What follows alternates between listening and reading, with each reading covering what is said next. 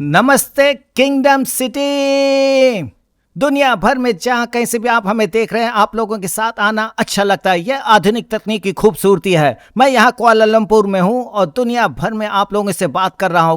काफी अद्भुत बात है ये, और मुझे विश्वास है कि परमेश्वर आज आप लोगों से अपने वचन के द्वारा बातें करेगा। तो चाहे आप परिवार के साथ हो, या फिर आप आईफोन में देख रहे हो, या फिर आईपैड में, या बड़े पर्दे में देख रहे हो, कोई बात नहीं, क्योंकि मैं दिखाना चाहता हूं कि परमेश्वर की उपस्थिति आपके साथ है। और आज परमेश्वर के पास प्रत्येक लोग के लिए कुछ ना कुछ है। आमीन। मेरा नाम मैट फील्डर है और मैं किंगडम सिटी टीम का हिस्सा हूं, और आज परमेश्वर का वचन के साथ आपके पास आना मेरा सौभाग्य है। तो इससे पहले कि हम शुरू करें, आइए प्रार्थना करते हैं। पिता, हम तेरे वचन के लिए धन्यवाद देते हैं, जो हर एक स्थान पर और लोगों तक पहुंच जाता है, जो हर एक व्यक्ति को छूता है। तो हम प्रार्थना करते हैं कि जैसे जैसे तेरा वचन लोगों तक पहुंचता है, वह लोगों में एक परिवर्तन, उनके शरीर में कुछ चंगाई और उनके जीवन को स्पर्श करे, उनके जीवन में खुशियां लाए, उनके जीवन में शांति प्रदान करे। इस प्रार्थना को यीशु मसीह के शक्तिशाली नाम में मांगते हैं, आमीन। परमेश्वर की स्तुति हो, परमेश्वर की स्तुति हो। मुझे पवित्र शास्त्र में रोमियो की लिखी पत्री काफी पसंद है, और कुछ समय से परमेश्वर मुझसे बातें कर रहा है, जो आज मैं आप लोगों के साथ बांटना चाहता हूं। मुझे यह किताब इसलिए बेहद पसंद है क्योंकि पौलुस प्रेरित इसमें सब कुछ साफ साफ लिखे थे। वह रोम के एक समुदाय से बात कर रहा है, जो कि वहां की कलीसिया से बात कर रहा है।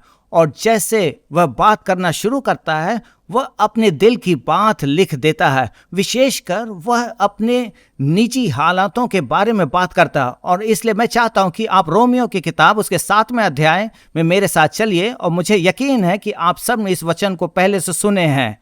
और जो मैं करता हूं उसको नहीं जानता, क्योंकि जो मैं चाहता हूं वह नहीं किया करता, परंतु जिससे मुझे घृणा आती है वही करता हूं।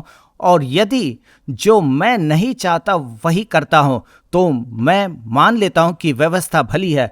तो ऐसी दशा में उसका करने वाला मैं नहीं, वरन पाप है जो मुझ में बसा हुआ है। क्योंकि मैं जानता हूं कि मुझ में, अर्थात मेरे शरीर में, कोई अच्छी वस्तु वास नहीं करती।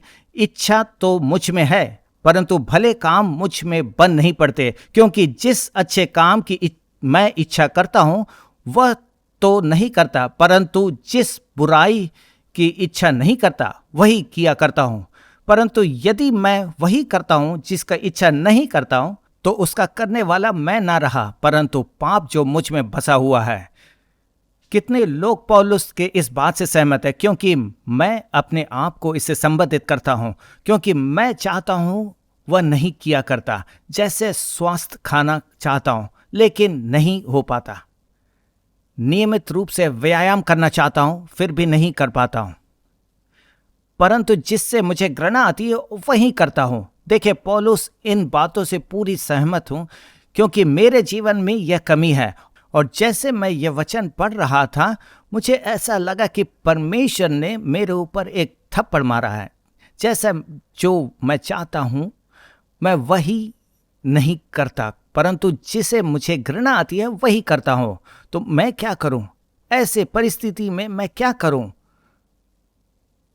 तो आज का संदेश का शीर्षक जो मैं रखना चाहता हूं वह है, तो मैं क्या करूं? तो मैं क्या करूं? ऐसी परिस्थिति में क्या करूं? क्या आप ऐसे मुकाम में पहुंचे जहां पर आप सोचते हैं कि अब मैं क्या करूं? विशेषकर इस कोविड महामारी के दौरान, जबकि यह दूसरी तरीके से उभर कर आ गया है, जिसके कारण हम सभी काफ़ी निराश हैं। क्योंकि एक लॉकडाउन के बाद दूसरा, इस प्रकार से काफ़ी लॉकडाउन का सामना करना पड़ रहा है। देखिए, विशेषकर मैं चाहता हूं कि आप सब लोग इन राज्यों के लिए प्रार्थना करें, विशेषकर भारत के लिए, जो कि इस वक्त काफ़ी कठिन दौर से गुजर रहा है। तो विशेषकर इन राज्यों को अपने प्रार्थना में याद रखें। सिंगापुर जो कि अगले लॉकडाउन में चला गया, बहुत सारे देश जो अभी भी लॉकडाउन में चल रहे हैं। हो सकता है कि आप उन राज्यों में नहीं हो, तो याद रहे हम आप लोगों के लिए प्रार्थना कर रहे हैं। अगर आप ऐसी हालतों में नहीं है तो विशेषकर हम लोगों के लिए प्रार्थना करें कि परमेश्वर हम सबको इस महामारी से छुड़ा सके। तो ऐसे हालत में हम क्या करें जब हमें पता नहीं कि हम क्या करें? इसलिए मुझे इस संदेश का शीर्षक बहुत पसंद है कि हम क्या करें। तो आइए आप लोगों को 4 साधारण चीज बताना चाहता हूं जो हमें अपने जीवन में लागू कर सकते हैं। तो क्या आप तैयार हैं कि हमें क्या करना है? पहली बात, धैर्य रखिए, धैर्य रखिए। देखिए, हमें सब्र रखना है क्योंकि परमेश्वर आपके साथ उसका काम समाप्त नहीं किया। इब्रानियों 10 उसका 35 से 36 कहता है, इसलिए अपना साहस ना छोड़े क्योंकि उसका प्रतिफल बड़ा है, क्योंकि तुम्हें धीरज रखना अवश्य है ताकि परमेश्वर की इच्छा को पूरी करके तुम्हें प्रतिज्ञा का फल पाओ। देखिए, वचन हमसे यह कह रहा है कि हमें धीरज रखने की जरूरत है। शायद यह संदेश केवल मेरे लिए हो, पर मैं चाहता हूं कि आप लोग इसे सुने क्योंकि मैं ही जानता हूं कि मैं इन सब चीजों के साथ कैसे जूझता हूं। मैंने धैर्य के ऊपर कोई किताब नहीं लिखी। मैं वह व्यक्ति हूं जो माइक्रोवेव में खाना रखकर इंतजार करता हूं और पाँव थपथपाने लगता हूं जबकि माइक्रोवेव कहता 2 मिनट लगेंगे खाना पकने में। फिर मैं सोच रहा हूं कि कितना समय लगेगा, जबकि यह कह रहा हूं कि 2 मिनट लगेगा। फिर भी मैं इंतजार करने में दिक्कत हो रही है और फिर जल्दी मैं खाना उसमें से निकालता हूं और अपने खाने की कोशिश करता हूं और मुझ में धीरज रखने की क्षमता नहीं है। फिर क्या होता है कि मेरे उस गर्म खाने के कारण मुंह जल जाता है क्योंकि मैं धीरज रखने के संघर्ष कर रहा हूं। लेकिन मैंने जो महसूस किया कि जब हम धीरज खो देते हैं, हमें पता नहीं कि हम क्या करना चाहिए। हम जल्दीबाजी में गलत निर्णय लेते हैं तो काफ़ी गलत साबित हो जाता है, जो हमें नहीं करना चाहिए। हर चीज़ की जल्दीबाजी। मैं आप लोगों को एक साधारण सा उदाहरण देना चाहता हूँ। मुझे पता नहीं कि आप लोगों के साथ हुआ है कि नहीं। जब आप काम से घर वापस आते हो तो आपको बड़ी भूख लगती है और किलोमीटर दूर से आपके घर के खाने की महक मिलती है, और जब आप घर पहुँचते हो, खाना बनाना शुरू करते हो, आपको मालूम है कि इस खाने को तैयार करने में कुछ वक्त लगेगा और उस भोजन की स्वादिष्टता को महसूस कर सकते हो। पर एक बात की समस्या है, तो हमारी नाक उस खुशबू को सूंघ सकती है। और विशेषकर कितने लोगों को पता है कि जब हम पैंट्री में जाते हैं तो हमें पता है कि वहाँ पर अच्छे और स्वादिष्ट भोजन की महक, और हमें पता है कि कहाँ पर रखे हैं अच्छे चीज़ और बुरे चीज़, और हमें पता है कि जो चीज़ हमें पसंद नहीं है उसका भी महक हमें महसूस कर सकते हैं। विशेषकर मुझे एक चीज़ बहुत पसंद है जिसे हम कहते हैं रेड रॉक चिली चिप्स। मैंने मान लिया है, जबकि वहां पर स्वादिष्ट भोजन तैयार हो रहा है, फिर भी धैर्य खोने के कारण मैं इन चिप्स के पैकेट को खोल देता हूं क्योंकि वो ऐसा लगता है कि वह चिप्स मुझे बुला रही है, क्योंकि मैं भूखा हूं। मैं एक चिप्स खाकर तृप्त नहीं होता, उस पूरे पैकेट को एक ही बार में खत्म कर देता हूं। देखिए, आराम से नहीं खाया, मैं उसे गपक कर खा लेता हूं। क्या आप मुझे समझ सकते हो कि मैं ऐसा क्यों करता हूं? मैं जल्दीबाजी से इसलिए खाता हूं कि मुझे और मिल सके, और मैं चिप्स के लिए और जगह बनाता हूं जब तक वह पैकेट खत्म नहीं होता। क्योंकि मैं बेताब हूं, क्योंकि मुझे भूख लगी है। और फिर क्या होता है, और जब स्वादिष्ट खाना बनकर तैयार हो जाता है तो मैं सोफे में पैर फैलाकर बैठा रहता हूं। अब मुझे वह स्वादिष्ट भोजन खाने का दिल नहीं करता क्योंकि मैंने जल्दीबाजी में एक गलत निर्णय ले लिया और खराब खाना खा लिया। कितने लोग मेरे से इस बात में सहमत हो सकते हैं? इस वक्त मैं आपसे कुछ कहना चाहता हूं कि उस चिप्स के पैकेट को छोड़ दो। मैं आपसे विशेषकर कहना चाहता हूं कि आप उस चिप्स के पैकेट को छोड़ दो, क्योंकि हमें इस बात को समझने की जरूरत है कि अपना धैर्य खो देते हैं, जिसके कारण हम गलत निर्णय लेते हैं।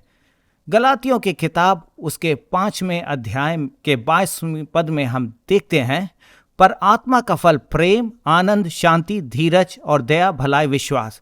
तो हम देखते हैं कि आत्मा का फल धीरज भी है। तो हमें कब तक धीरज रखना चाहिए?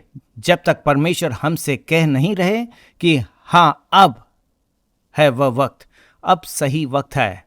तो हमें यह बात समझने की जरूरत है कि आत्मा के फल है, धीरज रखना आत्मा का फल है। याकूब की पत्री उसका 1 अध्याय 2 से 4 कहता है, हे मेरे भाइयों, जब तुम नाना प्रकार की परीक्षाओं में पड़ो तो इसको पूरे आनंद की बात समझो, यह जानकर कि तुम्हारे विश्वास के परखे जाने से धीरज उत्पन्न होता है। पर धीरज को अपना पूरा काम करने दो कि तुम पूरे और सिद्ध हो जाओ और तुम में किसी बात की घटी ना रहे। मुझे आपके बारे में पता नहीं, लेकिन मैं एक व्यक्ति बनना चाहता हूं जो धैर्य रखे। पहली बात, धीरज रखे। दूसरी बात मैं आपसे कहना चाहता हूं वह है सकारात्मक बने रहो। सकारात्मक बने रहो। जब आप नहीं जानते हो कि आपको क्या करना है, तो सकारात्मक बने रहो। सकारात्मक बने रहो। जब आप नहीं जानते कि आपको क्या करना है तो आप सकारात्मक बने रहो। जो भी हो रहा हो उसे नकारात्मकता को अपने ऊपर हावी होने ना दे, आपकी खुशियों को खोने ना दे। देखिए, ये सब चीजें आपकी खुशियों को चुरा लेंगे। आपकी सकारात्मकता को आज के हालात में हमसे हमारी खुशियां चुरा सकती हैं। पवित्र शास्त्र कहता है, जब आशा पूरी होने में विलंब होता है तो मन निराश होता है। मैं क्या कहना चाहता हूं कि हम समाचार सुनते हैं, सवेरे उठते हैं, समाचार देखते हैं, पर हम उन चीजों को नहीं जीते हैं। तो हमारे जीवन में इतना कुछ होता है कि हम नकारात्मकता से भर देते हैं, हमारे जीवन में भय से भर देते हैं, और यहाँ वहाँ की बातें सुनकर कहकर हमारे दिल और दिमाग में नकारात्मकता भर जाता है। क्योंकि जब हम यह समाचार देखते हैं और पढ़ते हैं तो यह खबरें काफ़ी निराशाजनक होती हैं। इसलिए हमें दुनिया की खबरें पढ़ने के बदले कुछ ऐसा चाहिए कि हम पवित्र शास्त्र को पढ़ें, ताकि पवित्र आत्मा हमसे बातें करे और कहे कि क्या आप इसे सुन रहे हैं। इन दिनों में हम काफ़ी गलत खबरें सुन रहे हैं। जैसे हाल ही में मैंने सुना कि कोविड जूम के द्वारा हमारे प्रोग्राम देखते वक्त फैलता है, या फिर पेट्रोल पंप में जाने से। हाल ही में मैंने सुना कि फ्रीजर में 2 साल तक यह कोविड रह सकता है। यह सब सुनकर हमारे मन गलत चीज़ों से भर जाती हैं और ऐसा लगता है कि हमारे चारों तरफ आग ही आग फैलने लगती है। अगर आप उसके पास जाओगे तो जल जाओगे। नीति वचन 20 उसका 19 कहता है, जो लुतराई करता फिरता है वह भेद प्रकट करता है, इसलिए बकवादी से मेल जोल ना रखना। तो हो सके तो हम उन लोग को, उन व्यक्तियों से दूर रहें जो गपशप लगाते रहते हैं। इफिसियों 4:29 कहता है, कोई गंदी बात तुम्हारे मुंह से ना निकले, पर आवश्यकता के अनुसार वही निकले जो उन्नति के लिए उत्तम हो, ताकि उससे सुनने वालों पर अनुग्रह हो। क्या आप सोच सकते हैं कि मलेशिया में महामारी की संख्या बढ़ गई है? क्योंकि जो व्यक्ति है से संघर्ष कर रहा है वह अपने ऊपर भय और भय का ढेर लगा रहा है। इसलिए हमें लोगों से आशा के बारे में बात करना चाहिए, ताकि सकारात्मक शब्द बोलते रहना चाहिए, क्योंकि परमेश्वर अभी भी नियंत्रण में है। मुझे मार्टिन लूथर किंग जूनियर की बात बहुत पसंद है। वे कहते हैं, केवल अंधकार में ही हमें तारे नजर आते हैं। केवल अंधकार में हमें तारे नजर आते हैं। फिलिपियों 4:8 पद कहता है, इसलिए हे भाइयों, जो जो बातें सत्य है, और जो जो बातें आदरणीय हैं, और जो बातें उचित है, और जो बातें पवित्र हैं, और जो बातें सुहावनी हैं, और जो बातें मन भावनी हैं, अर्थात जो भी सद्गुण और प्रशंसा की बातें हैं, उन्हीं पर ध्यान लगाया करो। क्या आपने सुना? तो पहली बात धैर्य रखें और दूसरी बात सकारात्मक रहें। इन्हीं चीज़ों पर अपना ध्यान लगाए रहें, अर्थात जो भी सद्गुण और प्रशंसा की बात है। तीसरी बात, प्रार्थना में लगे रहो, निरंतर प्रार्थना करो। फिलिपियों 4:6 कहता है, किसी भी बात की चिंता मत करो, परंतु हर एक बात में तुम्हारे निवेदन, प्रार्थना और विनती के द्वारा धन्यवाद के साथ परमेश्वर के सम्मुख उपस्थित किए जाए। जब आपको पता नहीं कि क्या करना चाहिए तो उस वक्त प्रार्थना करें। किसी चीज की चिंता मत करो, पर निरंतर प्रार्थना में लगे रहो। परमेश्वर के सामने सब कुछ उपस्थित करें। परमेश्वर से कहे जो आपकी ज़रूरत है। हमें एक बात का ध्यान रखना चाहिए कि हमें निरंतर ईमानदारी से उसके सम्मुख सब कुछ पेश करना चाहिए। जो कुछ भी परमेश्वर ने आपके लिए किया उसके लिए उसका धन्यवाद करते रहे। विशेषकर हमें लोगों के साथ ईमानदार रहना चाहिए। जब भी लोग हमसे बातें करना चाहते हैं, हम कहते हैं कि हम व्यस्त हैं, हम कई चीज़ों से संघर्ष करते हैं। पर ध्यान दीजिए, जब हम कहते हैं कि हम व्यस्त हैं तो यह हमारे लिए एक बहाना है। जैसे अगर हम बातचीत के माध्यम से कोई चीज़ हल कर सकते हैं तो उसे मत रोकिए। इसलिए जब परमेश्वर की बात आती है तो परमेश्वर से सब कुछ खुलकर कह दीजिए। आप सोचेंगे कि आप परमेश्वर से बात करना चाहते हो, पर परमेश्वर इस दुनिया को चला रहा है, करीब 7 अरब लोगों को सुझाव दे रहा है, और आप सोचने लगते हो कि परमेश्वर के साथ यीशु मसीह और पवित्र आत्मा सभी काम पर लगे हुए हैं। तो मैं नहीं चाहता हूं कि मैं उन्हें तंग करूं, उन्हें इस वक्त परेशान नहीं करूंगा। देखिए, हर एक बात में तुम्हारे निवेदन और प्रार्थना और विनती के द्वारा धन्यवाद के साथ परमेश्वर के सम्मुख उपस्थित किए जाए। आप पिता परमेश्वर से हर चीज में बातें करें। अगर आप संघर्ष कर रहे हैं तो आप बातें करें। अगर आप थोड़े से पैसे में जी रहे हैं तो उससे बातें करें। अगर आपके घर में कोविड-19 प्रवेश करने के डर है तो आप उससे बातें करें, क्योंकि हमारा स्वर्गीय पिता के पास वह क्षमता है कि हम सब लोगों की प्रार्थना सुन सकता है। पर हम सब की प्रार्थना है कि वह निरंतर अपना ध्यान हमारी प्रार्थना पर लगाए रहता है। इसलिए हमें निरंतर प्रार्थना में लगे रहना है। अपनी इच्छाओं को, अपनी ज़रूरतों को परमेश्वर के सामने प्रार्थना के द्वारा पेश करना है। पवित्र शास्त्र वचन में कहता है, निरंतर प्रार्थना में लगे रहो। इसका मतलब यह नहीं कि आप प्रभु की प्रार्थना के बाद अपनी प्रार्थना बंद कर दो। जी नहीं, जब भी आप चल रहे हो तो परमेश्वर से बातें करते रहो। जब भी आप गाड़ी चलाते हो तो परमेश्वर से बातें करते रहो। जब भी आपको वक्त मिले परमेश्वर से बात करो। तो हम प्रार्थना को क्या समझते हैं? परमेश्वर से निरंतर बातें करते रहना। तो प्रार्थना का मतलब परमेश्वर से लगातार बातें करते रहना। कुछ ही दिन पहले मैंने एक व्यक्ति से मिला था जो हमसे कहता था कि मैं अभी पूर्ण रूप से मसीह नहीं हूं। मुझे यह बात समझ में नहीं आया कि पूर्ण रूप से मसीह क्या होता है, क्योंकि कोई मसीह आधे तरीके से नहीं होता। जब आप मसीह को ग्रहण करते हो तो आप पूर्ण रूप से उसके हो जाते हो। तो उससे आप निरंतर बातें करते रहो, परमेश्वर से निरंतर प्रार्थना में लगे रहो। प्रार्थना का मतलब परमेश्वर से बातें करते रहो। दूसरी बात, उससे सुनते रहो। तीसरी बात, परमेश्वर की प्रतीक्षा में रहो। और चौथी बात, उस बातों का पालन करो जो परमेश्वर आपसे कहता है। तो परमेश्वर से बात करो, उसकी सुनो, उसकी प्रतीक्षा रखो और उसकी बातों का पालन करो। आज के संदेश में जो हम अभी तक देखे, पहली बात धैर्य रखो, दूसरी बात सकारात्मक रहो, तीसरी बात निरंतर प्रार्थना में लगे रहो और चौथी बात फलदायी बने रहो। फलदायी बने रहो। जब आप नहीं जानते कि आपको क्या करना चाहिए, उस वक्त फलदायी रहो। पवित्र शास्त्र कहता है, जो काम तुझे मिले उसे अपनी शक्ति भर करना। देखिए, जो कुछ तुझे मिले उसे अपनी शक्ति से पूरा करना, पूरे बल से करना। हमें धीरज रखने की ज़रूरत है। इसका मतलब यह नहीं कि हाथ बांध कर बैठे रहें, हम इंतज़ार कर रहे हैं। जी नहीं, हमारा आलसीपन हमसे वे चीज़ें छीन लेगा जो परमेश्वर हमारे लिए रखे हैं। क्योंकि फलदायी होने का मतलब है कि हमें कुछ ना कुछ काम करते रहना है। एक व्यक्ति कहता था कि फलदायी होने का मतलब है कि हमें कुछ ना कुछ करते रहना है। पवित्र शास्त्र में हम देखते हैं, गलातियों 6 उसके 9वें पद में कहता है कि हम भले काम करने में साहस ना छोड़ें, क्योंकि यदि हम ढीले ना हो तो ठीक समय पर कटनी काटोगे। पौलुस प्रेरित ने गलातियों की कलीसिया के लिए यह क्यों लिखा था? हम सब अच्छे काम करने में संघर्ष करते हैं, क्योंकि हमें कुछ अच्छा काम करने में कितना और कदम उठाना पड़ेगा, कितने संघर्षों का सामना करना पड़ेगा, इन सब को सहना पड़ेगा, क्योंकि हमें साहस नहीं छोड़ना है। जिस प्रकार पौलुस प्रेरित कहते हैं कि जो यीशु मसीह ने मुझे मेरे लिए रखा है उसके लिए मैं दौड़ता रहूँगा, उसे पकड़ने के लिए, उसे हासिल करने के लिए मैं काफ़ी जोर लगा लूँगा। जब आप नहीं जानते कि क्या करना है तो परमेश्वर के लिए कुछ करने लगे। परमेश्वर ने इब्राहिम से यह नहीं कहा कि कहाँ को जाना है।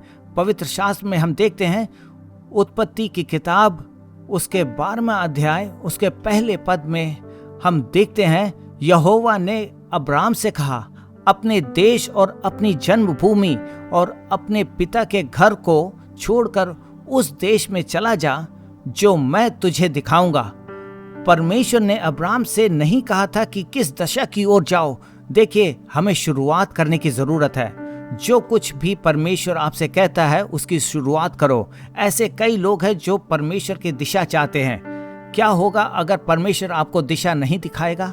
कम से कम शुरुआत तो करिए, परमेश्वर आपको रास्ता दिखाएगा, वह बंद दरवाजे को खोलेगा। अगर हम अपने कार में बैठकर सोचने लगे कि हमें परमेश्वर दिशा दिखाएगा तभी हम गाड़ी चालू करेंगे, पर अगर हम गाड़ी चालू कर कर आगे बढ़ेंगे तभी परमेश्वर कहेगा कि किस तरफ जाना है, वह हमें बताएगा। पवित्र शास्त्र कहता है कि मनुष्य की गति यहोवा की ओर से दृढ़ होती है और उसके चलन से वह प्रसन्न रहता है। मनुष्य की गति यहोवा की ओर से दृढ़ होती है और उसके चलन से वह प्रसन्न रहता है।